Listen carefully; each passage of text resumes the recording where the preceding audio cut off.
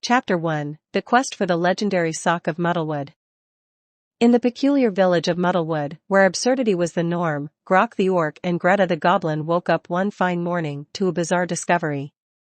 Their beloved village had been overrun by a peculiar menace, mismatched socks were mysteriously disappearing, and a sense of sock-related chaos had enveloped the land. Grok scratched his head, which was adorned with an oversized helmet that looked more like a discarded cooking pot. "Greta, have you seen my left sock? I could have sworn it was right here." Greta, her eyes peering out from behind a pair of upside-down binoculars, replied, "Your sock vanished into thin air, Grok. It's like they've developed a taste for freedom." Their conversation was interrupted by a commotion outside. Villagers dressed in outrageous outfits were frantically searching for their missing socks. Some wore cactus-shaped slippers on one foot and diving flippers on the other, while others had taken to wearing fishnets on their arms instead of socks. A one-legged chicken clucked by, seemingly oblivious to the socky chaos. "Bok. Socks are overrated anyway," it declared. Grok and Greta exchanged bewildered glances. It was clear that this sock situation had reached absurd proportions, even by Muddlewood standards. The pair decided it was time to investigate the source of the madness. With their mismatched socks, Grok's was polka-dotted, and Greta's had a cartoonish rocket ship pattern, they set off on their quest. Their first stop was the local sock emporium, run by a grumpy sock merchant named Socko McSocks. "Welcome to Socko's Sock Shop, where the sock-sational deals never end," Socko proclaimed, his words accompanied by a chorus of sock puppets that sang in perfect harmony. Greta, trying to keep a straight face, asked, "Have you noticed anything unusual happening with socks lately, Socko?" Socko raised an eyebrow, or rather, one of his sock puppets did. "Unusual? Well, just yesterday, a sock walked right out of here all by itself, shouting something about sock freedom and the Great Sock Rebellion." Grok and Greta exchanged a knowing glance. It seemed that the missing sock mystery was taking an even stranger twist. As they left the sock emporium, they noticed a trail of sock prints leading toward the edge of Muddlewood. Following the trail, they stumbled upon a clearing where an eccentric gathering was taking place. Socks of all shapes and sizes were mingling with laundry baskets, and a sock with a top hat was addressing the crowd. "Listen, fellow socks. The time has come for us to break free from the oppressive feet that have trapped us for centuries. No more sweaty toes. No more being stretched out of shape." The top-hatted sock's words were met with raucous applause from the gathered laundry baskets. Grok, his eyes wide with disbelief, muttered to Greta, "I never thought I'd see the day when socks rebelled against their owners." Greta nodded in agreement. "It looks like we've stumbled upon the great sock uprising of Muddlewood." Chapter 2, The Sock Uprising Unraveled. Grok and Greta joined the crowd of rebellious socks and laundry baskets, blending in as best they could with their mismatched socks. Greta whispered to Grok, "We need to find out what's causing all this sock chaos." Just then, a pair of socks approached them, each wearing miniature sunglasses. The first sock introduced itself as Sockington, while the second sock called itself Socktopus. They were the leaders of the sock uprising, and they looked remarkably suave for socks. Sockington, with an air of melodrama, exclaimed, "Ah, new recruits. Welcome to the revolution, my mismatched comrades. We are here to liberate all socks from the tyranny of feet." Grok, doing his best to keep a straight face, replied, "We support your cause, but we need to understand why socks are rebelling." Socktopus nodded knowingly. "You see, we have discovered the secret power of the lost sock dimension, where all missing socks go when they vanish from the laundry." Greta's eyes widened. "The lost sock dimension? Is it like a parallel sock universe?" Sockington winked, or at least, his sock puppet eye seemed to. "Precisely. And we have hatched a plan to harness the mystical energies of that dimension to create an army of invincible socks." Grok scratched his helmet in confusion. "An army of socks? What's your grand sockvasion strategy?" Socktopus leaned in, whispering conspiratorially, "We'll start by covering all the doorknobs in Muddlewood with sock puppet disguises, making it impossible for anyone to open a door without encountering a sock rebellion." Greta couldn't help but giggle at the sheer absurdity of the plan. That's one way to sock it to them. Meanwhile, on the outskirts of the gathering, a pair of sentient shoelaces was plotting their own uprising. "Those socks think they can rebel without us? Let's tie them up in knots, they'll never unravel," one shoelace hissed to the other. Back at the sock uprising, Grok and Greta decided to play along. "We're in," Grok declared. "But first, can you show us the way to the lost sock dimension?" Sockington and Socktopus exchanged mischievous glances. "Very well," they said in unison, leading Grok and Greta to a hidden sock-shaped portal that shimmered with sockly energies. As they tumbled into the lost sock dimension, about to enter a realm where socks had a mind of their own and laundry detergent was rumored to grant wishes. Chapter 3: The Lost Sock Dimension Dilemma. Grok and Greta tumbled headfirst through the shimmering sock-shaped portal and landed with a soft, cushiony thud on the strangest landscape they had ever seen. The lost sock dimension was a place where laundry met lunacy, and socks reigned supreme. The ground was made of living sock material, undulating and shifting like a sea of mismatched colors and patterns. Above them, sock clouds floated by, occasionally releasing bursts of cotton candy-like fluff into the air. Everywhere they looked, sentient socks were going about their socky business, hopping and sliding like sock puppets come to life. Greta, still in awe, marveled at the sight. "This place is Socktacular, Grok. It's like a sock-themed amusement park." Grok nodded, trying to take it all in. "But remember, we're here to stop the sock uprising and find out what's causing all the sock chaos." Their arrival had not gone unnoticed. A trio of rebellious socks with mohawks and leather jackets approached, led by a sock named Socksilla. "You're the newcomers, huh?" Socksilla asked, sizing them up. "Sockington and Socktopus sent you, right?" Grok adopted a confident stance. "That's right, we're here to help with your sockvolution." Socksilla grinned, revealing rows of tiny sock teeth.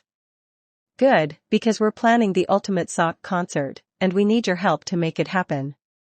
We call it Sockapalooza." Greta raised an eyebrow. "A sock concert? But how do socks make music?" Socksilla chuckled. "Ah, you'll see. We have sock bands and sock instruments that can rock your socks off." With that, they led Grok and Greta deeper into the lost sock dimension. As they journeyed, they passed through towns made entirely of sock houses and encountered sock musicians playing sock guitars, sock drums, and even a sock saxophone that tooted out notes made of fluffy cotton. At the center of it all was the main stage, where a sock rock band, the Toe Tappers, was rehearsing. Each sock had a different instrument, and when they played together, the sound was surprisingly harmonious. Grok and Greta watched in amazement as the sock band launched into a sock-themed rendition of Bohemian Rhapsody. Socksilla explained, "We're using the power of music to unite socks from all over the dimension. When the concert is over, they'll willingly return to their owners." As the performance reached its crescendo, something incredible happened. The music seemed to energize the entire dimension. Sock clouds burst into colorful confetti, and the sock ground vibrated with excitement. It was a socktacular spectacle like no other. Greta leaned over to Grok and whispered, "This is absurdly brilliant, Grok. I never thought socks could be so musical." Socksilla, overhearing her, grinned and said, "That's the magic of the lost sock dimension. But there's one more thing we need your help with. We're missing the ultimate headliner for Sockapalooza, the fabled Socktopus Octo-Sock Band. They're the stuff of legends." Grok and Greta exchanged glances. It seemed their quest had taken an unexpected turn, from thwarting a sock uprising to becoming talent scouts for a sock concert. With the promise of more socktacular adventures where sock giraffes played saxophones and sock jellyfish lit up the socky seas with neon colors. Ahead, they agreed to help Socksilla and the sock bands find the elusive Socktopus Octo-Sock Band. Chapter 4, The Search for the Octo-Sock Band. With Sockzilla leading the way, Grok and Greta ventured deeper into the whimsical expanse of the lost sock dimension. The landscape seemed to morph with each step, taking on a new sock-themed spectacle. They passed through a forest of sock trees, their leaves fluttering like miniature socks on a laundry line. As they wandered, Greta couldn't help but ask, "How do we find the legendary Octo-Sock Band, Sockzilla?" Sockzilla paused dramatically, his socky mohawk rustling in the sock breeze. "Ah, the Octo-Sock Band is a mythical ensemble that roams the depths of the great sock abyss. Legend has it they can be summoned with the sacred sock shaker, a rare instrument hidden somewhere in the sockiest depths of this dimension." Grok, scanning the socky landscape, spotted a sign that read "Sock Abyss this way" with an arrow pointing downward. "Looks like we've got our directions," he said, his mismatched socks carrying him forward with determination. As they descended into the sock abyss, the environment grew increasingly surreal. They encountered shoals of sockfish swimming through the socky seas, their fins adorned with sock puppets. Above them, sock birds with wings made of feathers patterned like argyle socks soared through the air, tweeting harmonious sock songs. At the deepest point of the abyss, they discovered a cavern filled with giant, glowing sock crystals. In the center of the cavern stood a towering sock statue with a sock shaker held high. Greta gasped in awe. "That must be it, the sacred sock shaker." But before they could approach it, a colossal octopus made entirely of socks emerged from the socky waters, each of its 8 tentacles armed with sock instruments. This was none other than the legendary Octo-Sock Band. The Octo-Sock Band's lead Socktopus, Socktopotamus, raised an eyebrow, or rather, an eye-hole, at Grok and Greta. "What brings you to our socky domain, newcomers?" Sockzilla stepped forward, explaining their mission to recruit the Octo-Sock Band for Sockapalooza. "We seek your musical prowess to make Sockapalooza the most socktacular event in the lost sock dimension." Socktopotamus stroked one of his socky tentacles thoughtfully. Sockapalooza, you say? We might consider it, but first, you must prove your dedication to the socky arts." With that, the Octo-Sock Band launched into an intricate sock composition, playing a symphony that defied the laws of musical physics. Grok and Greta were handed sock instruments of their own and joined in the socky jam session. The socky symphony grew more absurd by the minute. Socktopotamus played a sock piano that emitted bubbles of soap, creating a socky bubble orchestra. Grok strummed a sock guitar that produced spaghetti-like strings, and Greta played a sock trumpet that shot out confetti. As they played, the cavern echoed with laughter and applause from sock creatures that had gathered to witness the spectacle. The socky magic seemed to unite everyone in the abyss, filling them with joy. Sockzilla, watching the spectacle, nodded approvingly. "You've passed the socky audition." Socktopotamus, still holding his socky tentacle to the sacred sock shaker, lowered it and agreed. "Very well, we shall headline Sockapalooza and share our socky melodies with all. But first, you must return the sacred sock shaker to its rightful place." Grok and Greta carefully returned the sock shaker to the socky statue's grasp. As they did, the cavern erupted in cheers from the Octo-Sock Band and the socky onlookers. With the Octo-Sock Band on board, Grok and Greta knew that Sockapalooza would be a spectacle beyond imagination. They had to return to Muddlewood and prepare for the grandest sock concert ever seen. Chapter 5, The Sockapalooza Spectacle. Back in the whimsical village of Muddlewood, Grok the Orc and Greta the Goblin were greeted as heroes. The news of their successful recruitment of the legendary Octo-Sock Band had spread like wildfire. Socks of all shapes and sizes were gathering, ready for the most socktacular event in history, Sockapalooza. The stage for Sockapalooza was an extravagant affair, constructed entirely from giant inflatable socks, with sock-shaped spotlights illuminating the night sky. In the audience, villagers sported the most absurd sock-themed outfits they could find. There were sock hats, sock scarves, and even a pair of sock sunglasses with mismatched lenses. Grok and Greta stood backstage, waiting for their cue to introduce the Octo-Sock Band to the sock-loving crowd. Socksilla, Socktapotamus, and the rest of the band were backstage, tuning their sock instruments and practicing their socky harmonies. Greta couldn't contain her excitement. "Grok, can you believe it? We're about to witness the grandest sock concert ever." Grok grinned beneath his oversized helmet. "Indeed, Greta.